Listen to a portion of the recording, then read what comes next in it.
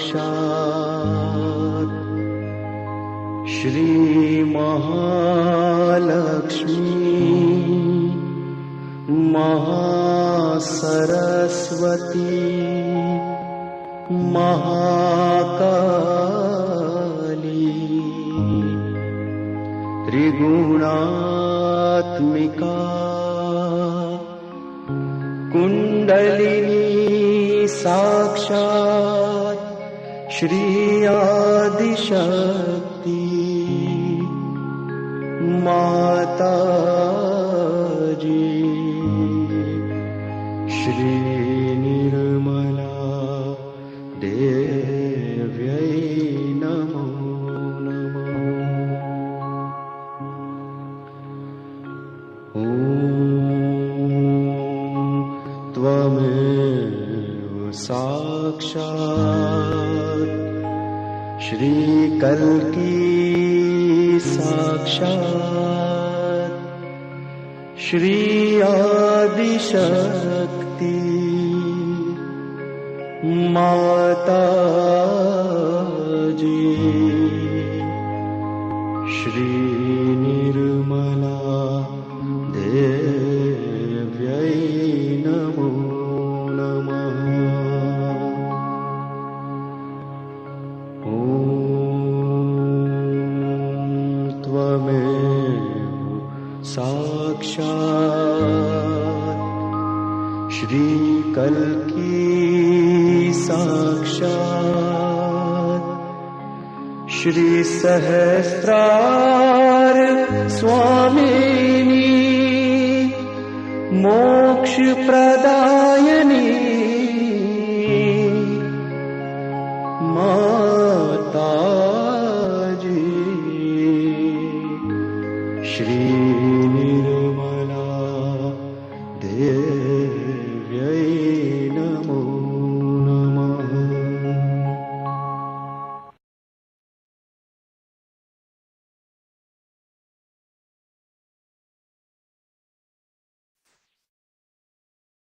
Welcome, everybody, to day 10 of our 21 days, a practical guide to Sahaja Yoga meditation.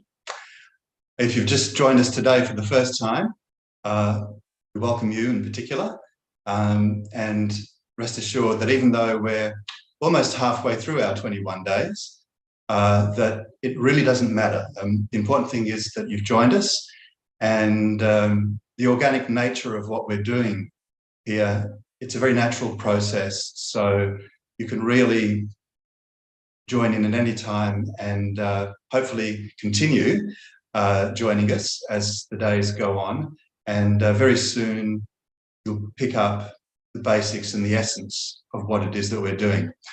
Sahaja Yoga meditation, Sahaja Yoga literally means spontaneous union or connection with the all-pervading power, and that includes our own spirit.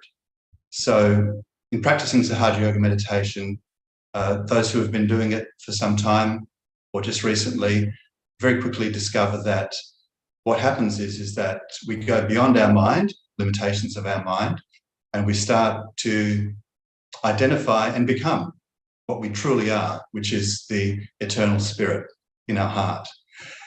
And tonight, joining me as the host, we have Ariane. Welcome, Ariane. Ariane was, if you were here last night, you may remember, was presenting day 9, and we were looking in particular at the second chakra. So just to recap, on Monday, we started our second week with the first chakra. Heather took us through a meditation on the bottom chakra, which is the foundation of the whole subtle system. And then yesterday we had Ariane focusing on the qualities of creativity that come from the second chakra. And tonight we're going to be continuing our journey up the subtle system through the 7 chakras. And today we're focusing on the third chakra. And to help us to experience the qualities of this particular part of our subtle system, we're going to be joined by Rachel. who we saw last week, if you were with us last week. So welcome, Rachel. Hi. Hello. Hello. Rachel. Our video's coming. Here we go. Hi. Oh, hello. Hello, Good Rachel. I can hear you, and there you are. Hello. Hi. Now, also tonight, we have another special treat for you. Rachel has arranged a friend of ours from Germany, Indu, who is a musician, who is going to be playing some beautiful music for us to help us with our meditation on a very beautiful instrument called the Santur. So welcome, Indu. Hello, good evening. And there you have it, Wow. Instrument. the Santur. So Indu, I know you're here to play, not to talk, but can you just tell us a little bit about yourself and about the Santur? As I grew up, I always played the piano because we had one, and I learned a lot, and I was studying music. And while studying, I got to know Sahaja Yoga and start meditating. And then I got married to my husband, who also loves music very much. And we spent some time in India to learn more of this wonderful music. And I choose the Santur because I love the sound, and also the strings are arranged a little bit similar as you can think of a piano strings. So I thought it would be quite easy because a lot of Indian instruments are very, very difficult. And so for me, as I had already some musical skills, I was not so difficult in the beginning, but of course it takes years to become a master. And I was very happy to have a wonderful master who wrote a piece just for me. So he wrote it the way I was able to play. And part of this piece I'm going to play tonight. And I will improvise also, because this is a very wonderful aspect of Indian music, that improvisation just according to the mood, according to the moment, it starts flowing. Wonderful, yes. And we might talk a little bit more about the musical aspect later on in tonight's session. But I just wanted to, I don't know if Ariane has any questions or any points to raise before we go to Rachel, who will be focusing, as I said, on this all-important chakra. But I just wanted to ask, so Rachel, the topic of for tonight was one word, basically, and that word was peace. Yeah.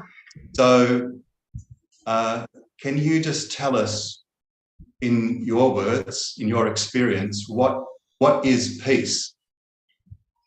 Wow. What is peace? So it's just really being completely still inside yourself, and being in a state of somewhat appreciation for that moment as well.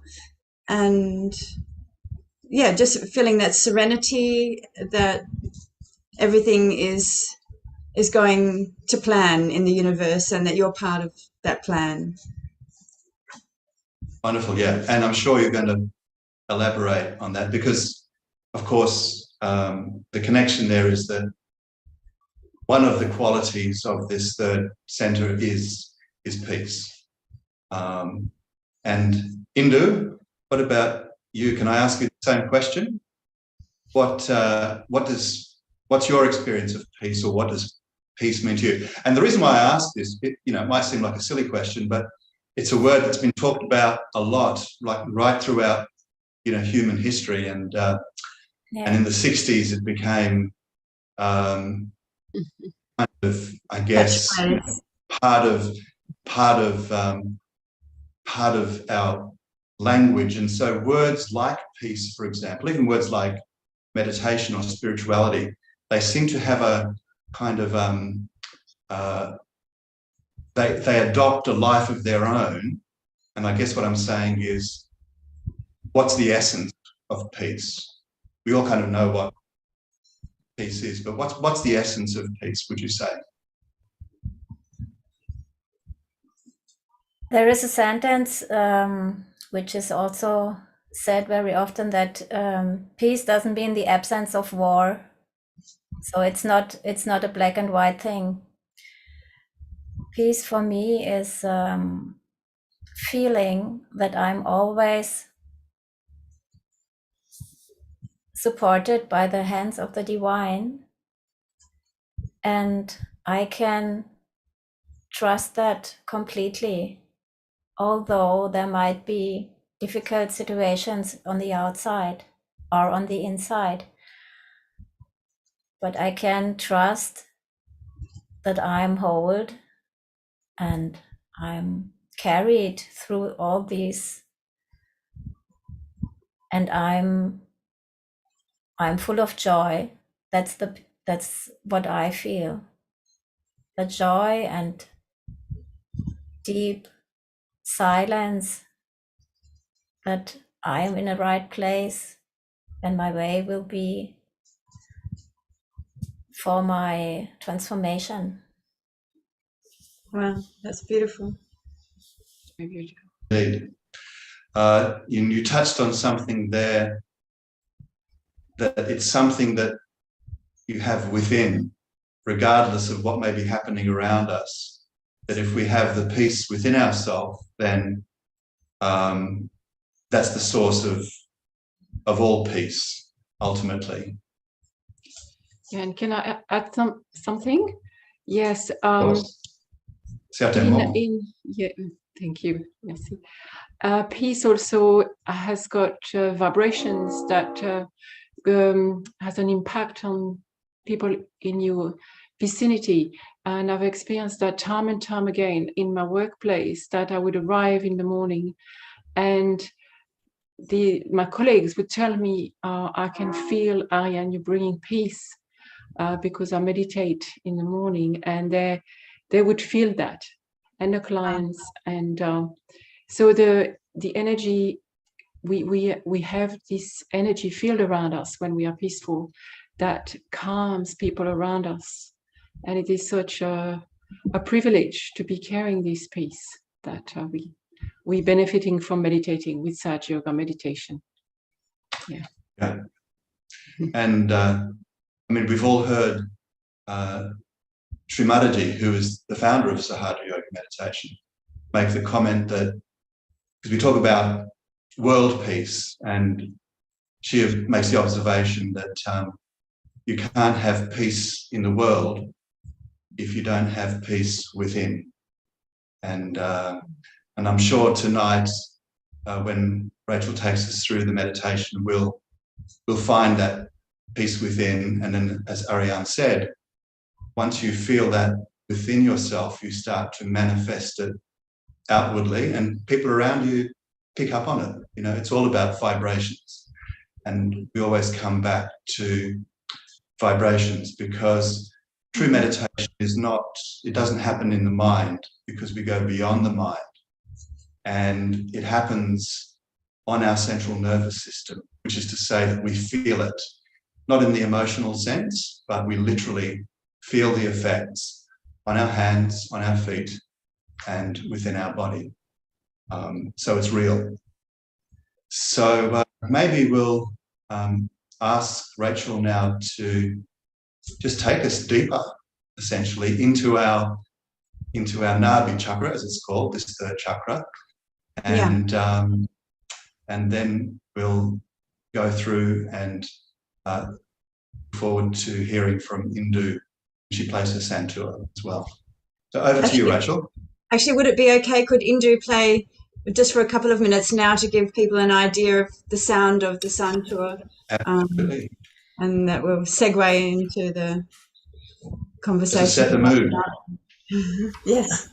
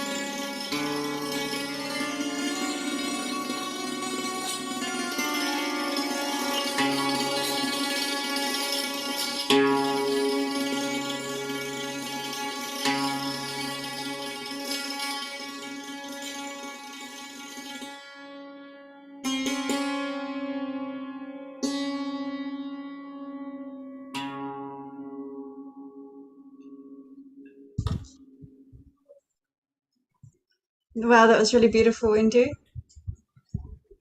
Thank you. That was like the gentle waves rolling on the seashore and trickling over the shells. It was really beautiful.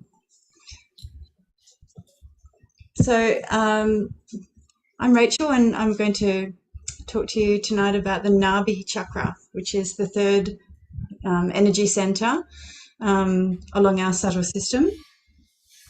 And it's located in the abdomen, and the Nabi is in the solar plexus. The solar plexus is the nerve center that looks after all of the organs, like the stomach, the intestines, the liver, and the spleen. So this is a really important sort of engine room of our body's functions, essential functions. And there's the solar plexus there in the center. And around the Nabi is an energy field called the void. So the void is a combination. It sort of takes in the Swadhisthana and the Nabi, and that will be covered tomorrow night. And there are some crossovers with the Nabi and the void. So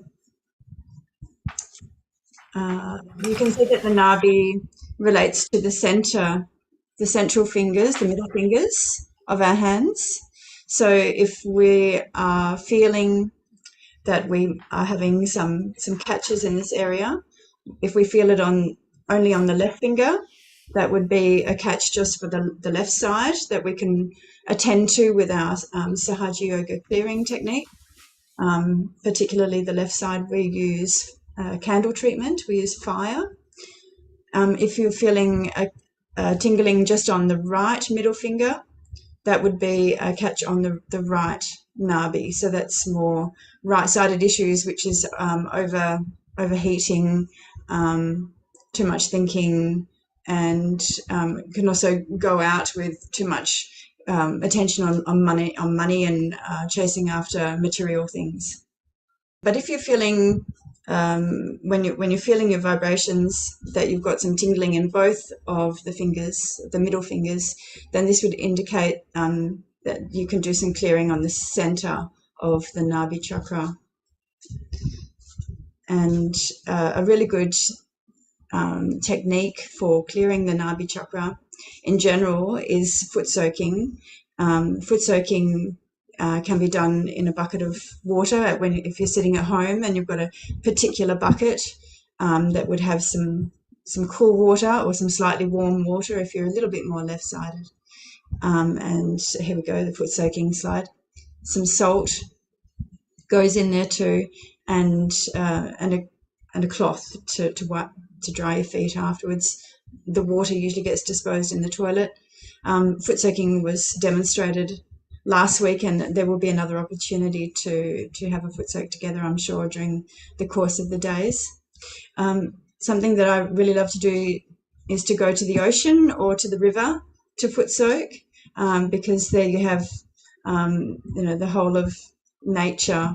The element is tremendous and has tremendous capacity to clear us, and all the positive eons that we are generated from the ocean and from the river.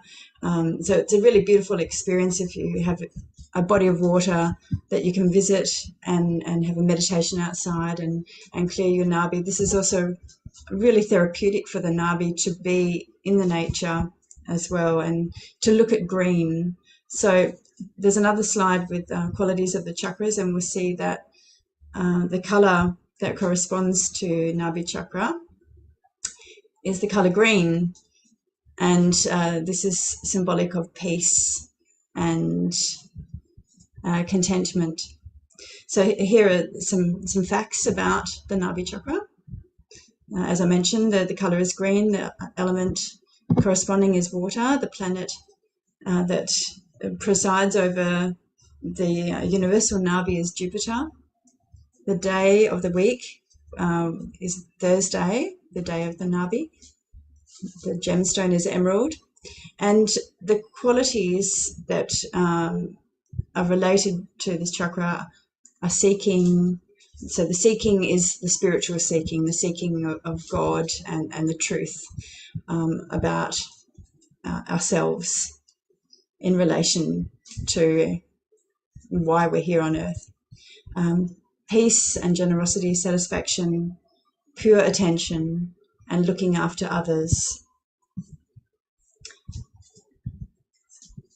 So some other things that the Nabi chakra, some other qualities are that it's to do with our evolution, our sense of morality, ethics and dharma, which is a Sanskrit word for righteousness, honesty, welfare and well-being, and maintenance. So it's really to do with our self-care and our care for others, and for our existence within this universe and this planet. So the Nabi relates to the ocean, and the presiding deities of the Nabi are Sri Lakshmi and Sri Vishnu. There they are, Sri Lakshmi sitting on a lotus. So Lord Vishnu is the sustainer, and the goddess Lakshmi was born out of the ocean.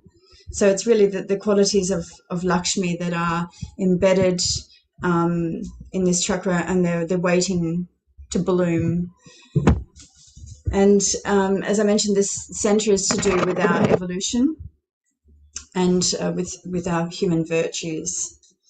And the 10 Commandments were something that was an important aspect, an event in our evolution. So the 10 Commandments were told to Moses, and they became the governing rules of behavior. So they got imprinted into our subtle being, and thus we have evolved to know what is right and what is wrong, and it's been essential for our evolutionary path. The Nabi is also the center for our intuition. Our gut instinct comes from here. It might be a feeling that guides us towards good choices, and it's actually a really wonderful gift. So Indu referred to this which she was talking about playing the Santur, playing music, that she's very much guided by the intuition. The divine intuition is very strongly felt. So this is something which is something of divinity within us, and something that we can really learn to listen to. And I think with experience, sometimes we realize that maybe my gut instinct was telling me something, and I didn't listen, so maybe next time I should listen. So there are important qualities within ourselves which are connected with the Nabi. On the left is the nurturer of the household, and she's the Gruha Lakshmi. So this is where our essential life needs are met, our sustenance, and from that fulfillment of our needs, we derive our contentment.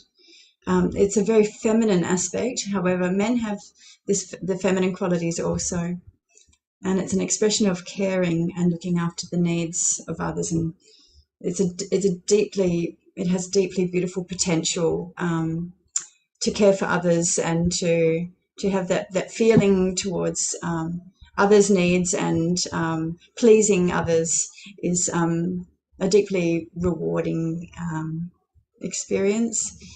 And in the center of the Nabi chakra, we have complete satisfaction and peacefulness of the individual. So a satisfied person is not concerned about being too fussy or being anything for anyone. They are detached and just really enjoy their state of being completely satisfied with everything that comes their way. Ultimately, it is about simplicity of life and not too much overindulgence or underindulgence, which Mataji will speak about in the speech excerpt coming up. On the right, Nabi is how we carry ourselves with dignity, and also our financial matters. So this center is balanced when we are surrendered about our material needs being provided by the divine.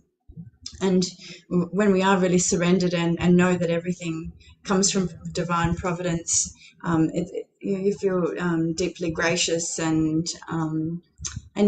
this feeling that you're looked after. It's a lovely thing. So with the Nabi, it's really good to focus on things that are natural and material objects that are handmade rather than made in factories and mass-produced.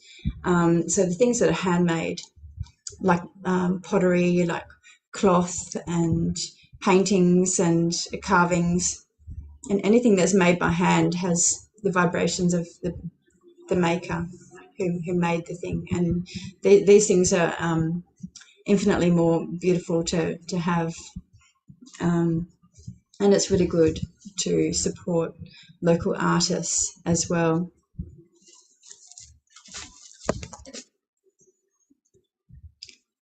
So as the Mother Kundalini enlightens the energy centers, she rises through the central channel and awakens the qualities of the chakras along the way.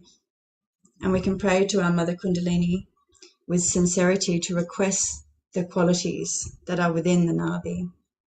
So now we'll have a meditation where we're going to just have our left hand outwards in receiving mode, and our right hand we're going to place on the 3 areas of the Nabi. So the center Nabi is the center of our belly, just above our belly button, and the left Nabi is just to the left, and our right Nabi is just to the right.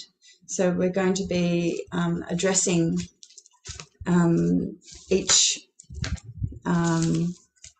of these areas with particular affirmations. So Mitya, could you put up the slide for the affirmations, please? So let's just close our eyes. Let's put our right hand on our left Nabi, the left side of our belly.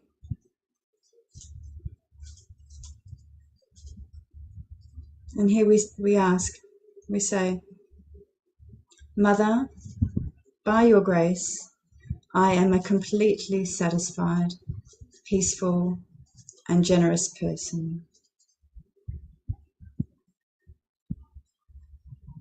Mother, by your grace, I am a completely satisfied, peaceful, and generous person.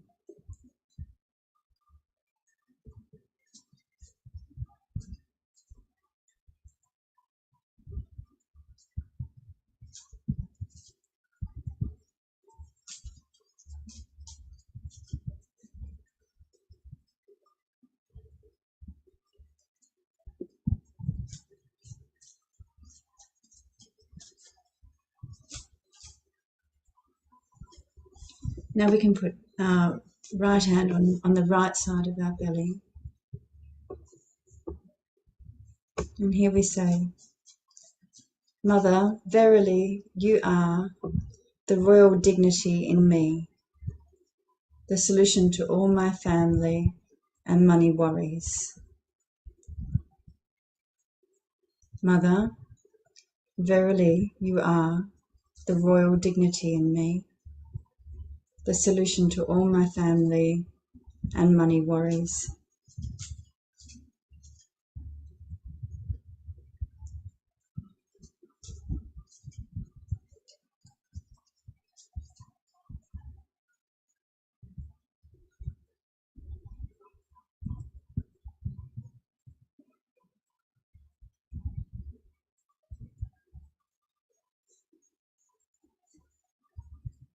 Now we can move our hand to the center Nabi, just above our belly button. And we say Mother because we're addressing our Mother Kundalini, who is our individual mother, and she responds to us. And these affirmations resonate particularly with these areas where we're placing our hand.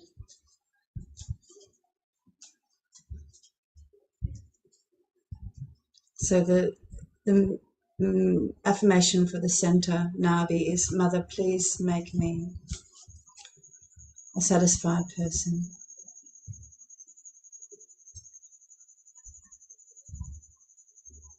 Mother, please make me a completely satisfied person.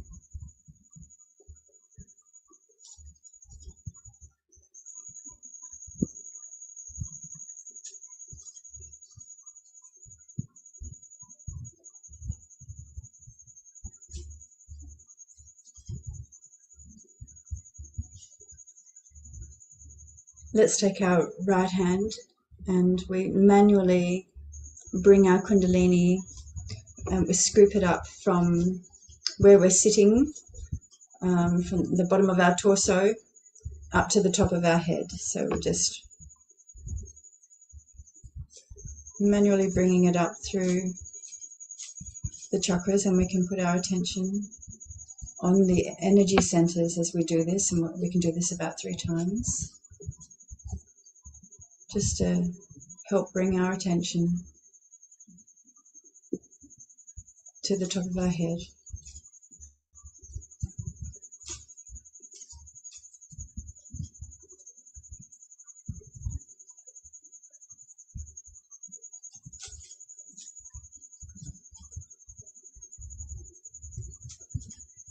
at the top of our head. We can massage the scalp, where the fontanelle bone, where it was soft when we were a baby.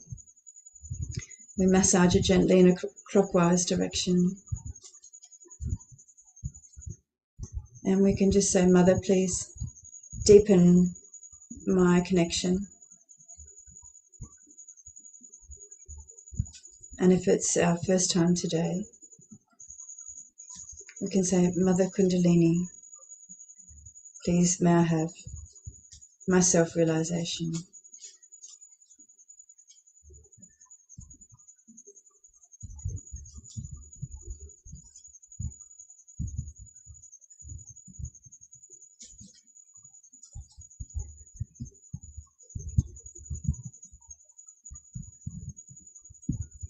Let's raise our hand above our head about 20 centimeters or so.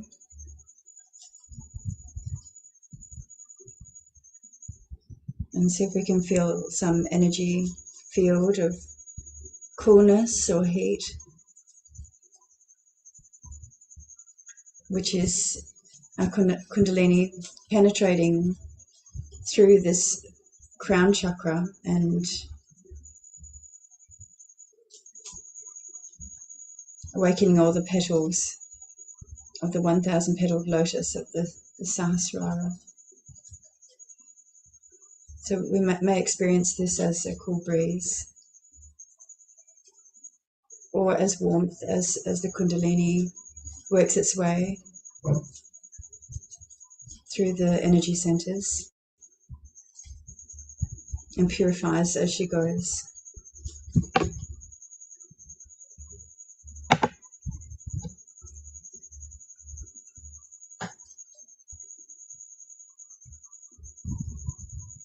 Just close your eyes for a little and keep your attention in that space above the head.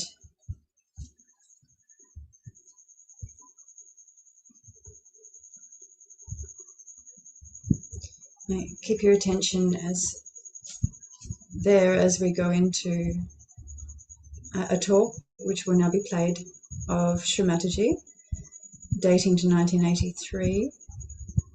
This is Sri Mataji sitting on the beach in Queensland. And the talk today is to do with the Nabi. So please enjoy, and then after the talk, Indu will play some music on her Santur, and we will continue our meditation to the live music.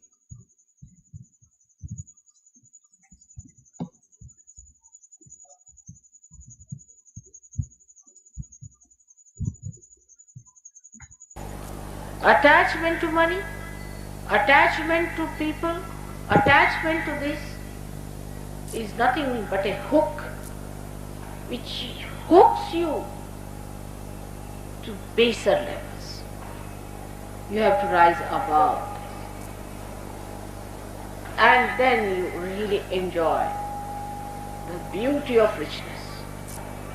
As I told you the other day, I see all beautiful things, it's nice, I don't possess them. See, now these carpets are spread here. If they were mine, I should worry, oh God, now. I hope they are not going to be spoiled. I hope nobody sits on them. I hope they are insured, so nobody runs away with them. But when they don't belong to me, I am enjoying them better. Other people's things is a better idea. This myth carries us to such an extent of stupidity that sometimes I feel whether these human beings are human beings or they are their possessions. Their spirit is lost, everything is lost, they are not bothered. But if their little possession is lost, they weep and wail, and as if they are dead, their forefathers are dead 100 times. But people like me are just badshahs, emperors. They are not bothered. To them, comfort cannot capture them. They don't need any comfort. If you have comfort, it falls upon you. It makes you a slave too. If you seek comfort, you are in for enslavement. Take it from me. Any kind of comfort. It's only human beings who can become really so crazy. No animal can become. There's another type of a comfort is that a mental idea that everybody must appreciate and that you should be able to overpower others. This also comes, I think, from Nabi. Is a kind of a feeling that you should be able to overpower many people, they should not look at you. These days in London, there are women who are suffering from a funny disease called anorexia where they just don't eat. Women just don't eat because they should be thin and skinny. For what? For what you should be thin and skinny? Because you look attractive. But for what? I don't think skinny people look attractive by any chance. Horrible. They create only pity in you. And you feel, repulsive about the whole stuff. Once a beauty queen came to see me, I thought she was a TB patient. And I said, you look alright, but it seems you are a TB patient. She said, no mother, I've got a beauty prize. I said, who were the people? Doctors must have given you, because they want some patients there. This is the trouble. We go out of the way to trouble our Nabi, not to eat your food, fasting. If you want to fast this life, next life you will not have any food. Thank you very much. No food. Fasting, alright. You will have a permanent fasting. What do you say? You don't have to do any fasting. Why do you want to fast? And even if you want to fast, because you want to change the timing or maybe for your health's sake, it's alright. But why in the name of God you want to malign him? You have got everything to eat and you don't want to eat. Those who have got food to eat, they don't want to eat. Next life they become poor. And then they blame the rich. But in last life you didn't wanted to fast. So this life you are not given any food because you asked for it.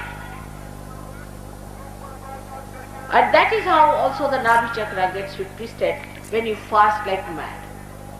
There is no need to fast in the name of God. God has given you all the wealth, all the beauty, all the love. Actually, in Sahaja Yoga, if you fast in my name, I think it's horrible. Because if you want to trouble your mother or to make her uneasy or take a revenge on her, then you say, Mother, I am not going to eat my food. Then mother is finished. That's the best way to conquer her. To say, Mother, I am not going to eat my food. So this kind of mad fasting is also very bad for your Nabi. And when you do that, then you have a problem because you are invaded by your left-sided, what you call the, beyond the Ida Nadi, you have the collective subconscious. And you are invaded by them. And you are in for trouble. Physically, mentally, emotionally. And mostly those people who fast are very hot. The day their fasting day is there, never go near them. Because they are already planning what they are going to eat. And in the morning they plan and they don't get it. So they are very angry for that one. All these asahaja things are not going to happen. You have to be normal people. You don't have to put up into tension yourself for Sahaja Yoga, nothing. Be normal. Be nice people. Don't torture yourself. That is one point on the Nabi on the left hand side, and on the right hand side, don't get into indulgences. Don't pamper yourself. Both things are the same for Sahaja Yoga, whether you starve or you overeat. It's the same. There is no difference between the two. Because If you are not on the seat, whether you are on the left falling or the right, does it make any difference? So to be on the seat is to be in the blessings of Sri Lakshmi, and I have described to you how Sri Lakshmi is a lady. And in her left hand, she has got 2 lotuses, and the right one lotus, and right hand another lotus on top. It shows a person who is balancing. She's balancing on a lotus. Imagine, she's standing on a lotus. That means she's balancing. And she's balancing, she's standing there, and she is holding 2 lotuses in her hand, showing that she's like a lotus. A person who is a rich man, Lakshmipati, has to be like a lotus, warm, pink, warm. And even a horrible thing like Madhukar को क्या कहते हैं अंग्रेजी में? Wasp like thing. I don't know what you call in English. You don't have that black thing. We have a very big black wasp, you see, which is hard like nut and has angular, thorny legs. That black thing comes in, bhaura, and is good for nothing. But comes in for the residence, for the ashraya. The lotus keeps it on top of its corner, which is a very, very soft thing, with all love. And in the night it closes down so that the poor insect, who is just like a nut, should not get any trouble from the outside there. Like a mother who takes a child in the archer. That love should be there for a Lakshmipati. How many are Lakshmipatis like that? Have you seen any? If they see somebody who is coming with money propositions, then they may open their doors.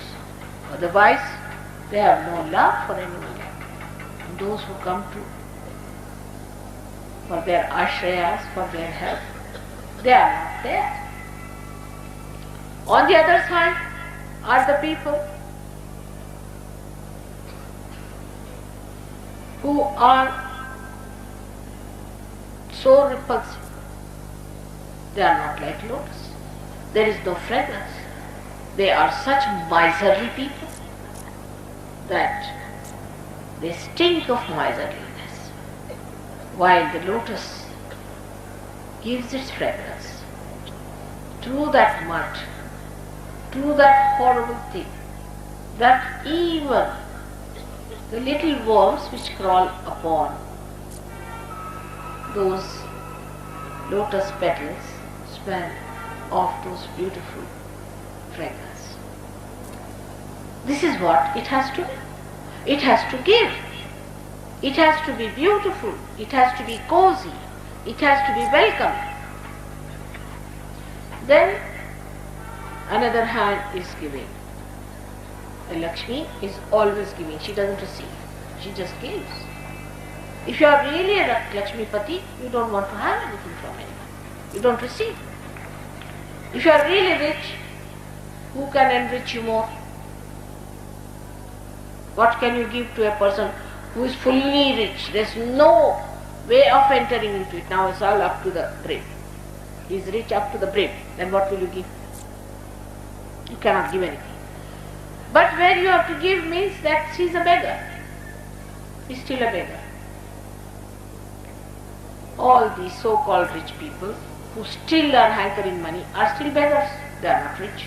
They may think themselves empty vessels, but they are not rich because they are still expecting money.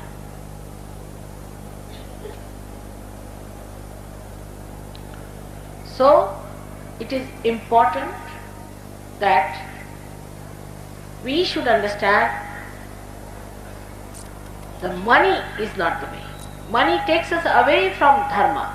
It takes us away from God. It takes us away from reality. It covers our eyes. We don't think that we have to follow a path of righteousness and of virtue. Because we think we are rich, God is going to be afraid of us. We can even purchase him and can manage him by giving some bribes. That's not so.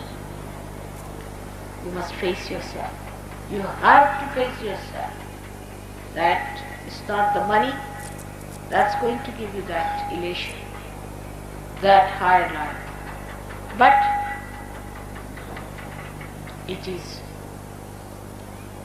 the love of God, the honesty of seeking. Honesty. That is the quality of this chakra, is the Satya. Vishnu is the Satya.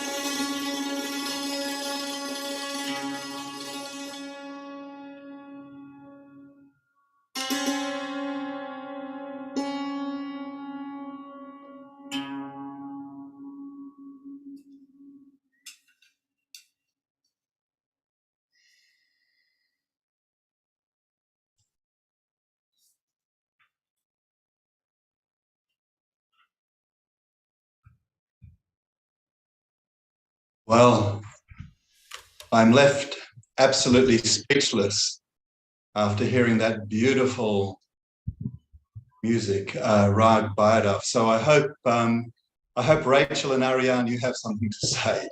It was really very beautiful. It's so easy to drift off into this thoughtless space when you're playing like that, Indu. Thank you. Thank you, Indu. Go straight to the heart, really beautiful. Yeah, just absolutely calming and peaceful. Very beautiful. The rag you played, Indu, Rag Bhairav, is specifically, well, not specifically, but particularly good for the qualities of the heart. And we can definitely feel that, and how it just took us into the silence, which is really the objective of everything we do, we discuss, learn about, and so on. But in thoughtless awareness, we touch the silence, and we certainly touched it right there. Yeah. It's also always a blessing to play in such occasion, because the attention and the warm welcome of all the hearts of the people who are listening is just a wave flowing back. And it's amazing that it works also via Zoom and all the so-called electric stuff, but the waves of you are reaching me, and so it's a coming and going. Wow. Indeed.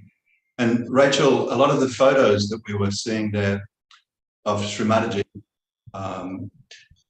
were taken outdoors, some beautiful images there in the nature, and particularly by the ocean, by the sea. Yeah. And what's the significance of the sea when it comes to the theme of tonight, which is peace and this Nabi chakra? Yeah, so I think if we visit the ocean, it's a very peaceful place. Yeah, so going to the ocean, we actually have morning meditations at our local beach on Saturdays as a public program, and it's just always such a deeply peaceful experience to visit the beach and to sit on the sand and then to put our feet in the water.